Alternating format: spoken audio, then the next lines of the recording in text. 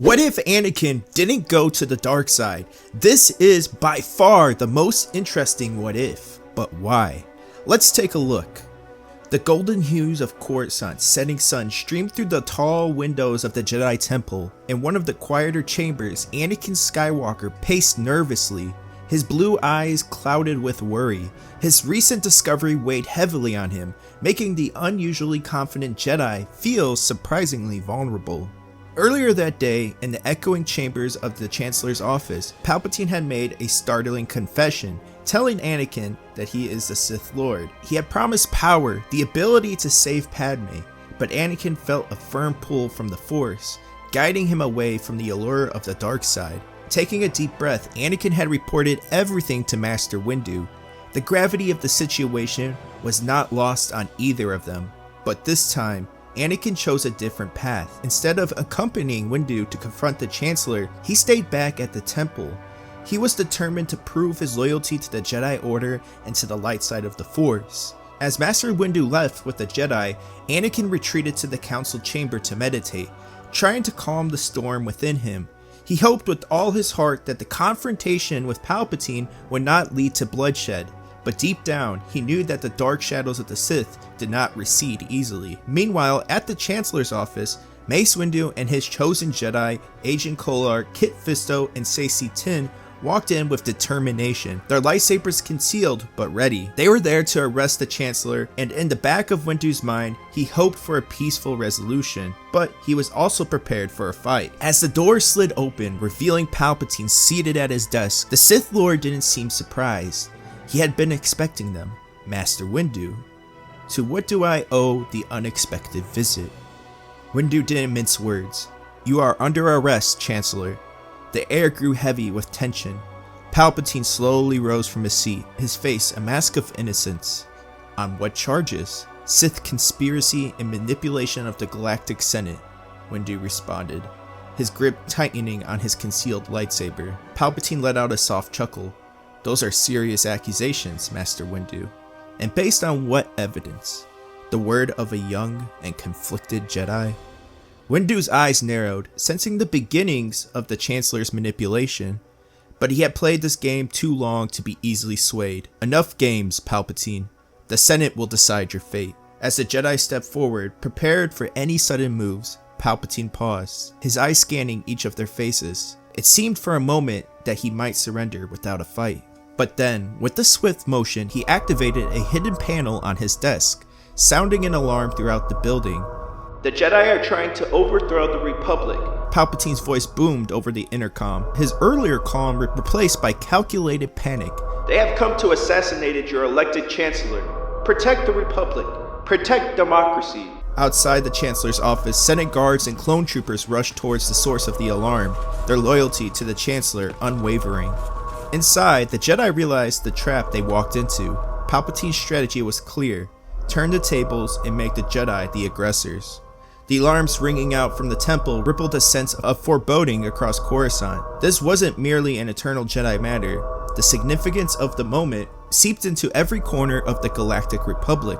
Almost instantly, a series of events were set into motion. The clone troopers, acting on directives from higher up, moved swiftly to take control of the Jedi Temple. Their directive was clear: maintain control until the matter was addressed and resolved within the grand chambers of the Senate building. Inside those very chambers, an intense debate was unfolding. The charges against Palpatine were grave, but the evidence was thin. The crux of the issue was a battle of credibility. Anakin's testimony against that of the wildly respected and charismatic Chancellor. Palpatine, a master of manipulation, played his cards well. He raised valid arguments, each meticulously designed to cast doubt on the Jedi's intention. Why? At the brink of our victory in the war, with both Grievous and Dooku vanquished, would the Jedi choose this moment to intervene? Is it not curious? Senators whispered among themselves, many nodding in agreement. But Palpatine didn't stop there. Delving deeper into the socio-culture fabric of the galaxy, he claimed persecution for religious beliefs. Many do not understand the ways of the Force. I barely understand it myself. Just pieces I've gathered from working with the Jedi. Are we, in this enlightened age to condemn a man for his faith. This argument resonated with many senators. In a galaxy vast and diverse, the principle of religious freedom was sacred.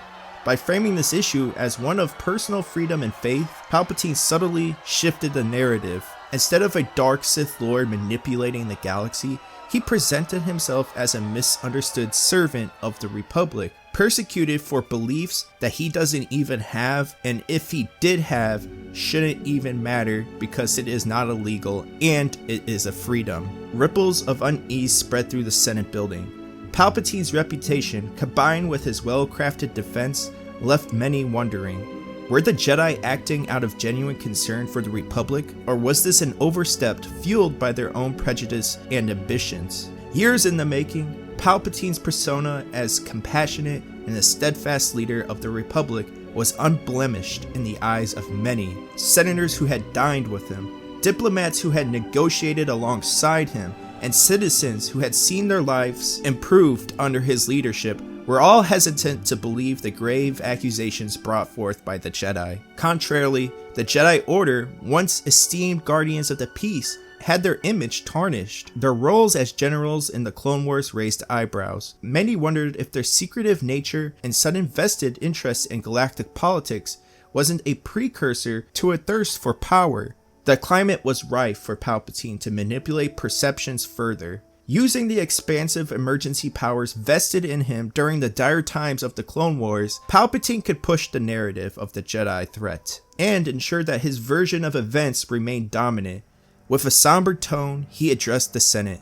In these uncertain times, the Republic must stand united against any threat, both external and, regrettably, internal. And then, with a strategic move to pull on the heartstrings of the galactic audience, he showcased a live feed from the Jedi Temple. The scenes were chaotic, blaster fire, lightsabers clashing, and the distinctive roar of AT-RT walkers. Central to it all was Anakin Skywalker, clashing fiercely with clone troopers.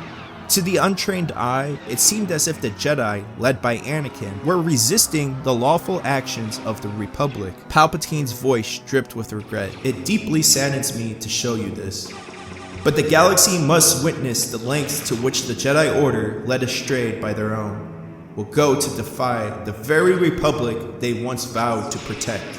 The Senate chamber was filled with murmurs, shock, and disbelief. Many senators were torn, their trust in the Jedi Order now questioned, and their alliance to the Republic tested. The galaxy stood at the precipice of a new era, with Palpatine poised to steer its course. Palpatine, ever the tactician, sensed the pulse of the Senate and the momentum of the moment. For the sake of our great Republic, for the countless systems and beings that look to us for leadership, we must act decisively. To ensure the stability we fought so hard for, the Jedi threat must be addressed immediately. His words hung in the air, the weight of their implication clear. And then, as if a dam had burst, the Senate erupted in a thunderous ovation. The applause filled every corner of the chamber. It was the affirmation Palpatine needed. With the Senate's backing, he gave the order that would change the galaxy forever. Execute Order 66.